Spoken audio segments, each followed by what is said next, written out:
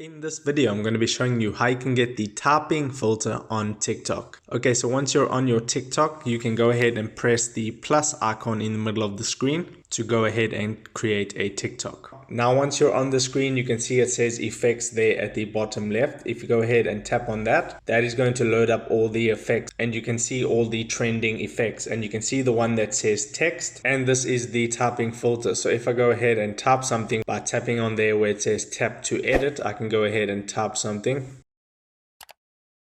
And then once you've written your text, go ahead and tap the save button.